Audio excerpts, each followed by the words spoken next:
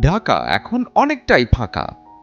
ঈদের ছুটি মানেই ব্যস্ততা ফেলে ঘরে ফিরে যাওয়া। বাস, ট্রেন, লঞ্চ, যেভাবেই হোক লাখো মানুষ ছুটছেন গ্রামের পথে।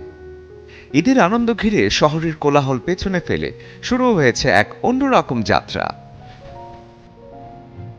ঈদের দিনটা শেষ হতেই অনেকেরই মন চায় আরেকটা ছোট্ট ট্যুর দিতে, কিন্তু বৈশ্বিক অনিশ্চয়তায় এই বছর বিদেশ যাত্রার সুযোগ অনেকটাই কম। তাই নজর এখন দেশের ভেতরের সৌন্দর্যে।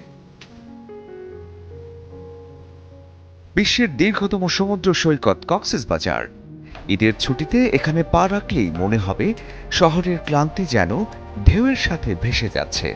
পরিবার বা বন্ধুদের সাথে সমুদ্রের ধারে হাঁটা, সূর্যাস্ত দেখা, সব মিলিয়ে এক নিঃশ্বাসে সতেজ হয়ে ওঠা। এবছর পর্যটকদের চাপ এতটাই বেশি যে হোটেল ও রিসোর্টের প্রায় ৮০% আগেই বুকড।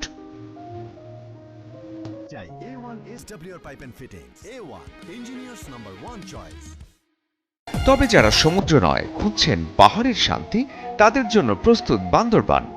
মেঘ ছোঁয়া পাহাড়, ঝর্ণার শব্দ আর নিরিবিলি পরিবেশ ঈদের ছুটিকে করে তুলবে একেবারেই অন্যরকম। এখানেও একই চিত্র, বেশিরভাগ রিসোর্ট বুকিং হয়ে গেছে। তাই শেষ মুহূর্তে পরিকল্পনা করলে জায়গা পাওয়া কঠিন হতে পারে। মেঘের রাজ্য সাজেক। এখানে গেলেই মনে হবে আপনি অনেকটা আকাশের কাছাকাছি চলে এসেছেন। ভোরের সূর্যোদয় আর বিকেলে মেঘের খেলা অনেকটা স্বপ্নের মতো অভিজ্ঞতা।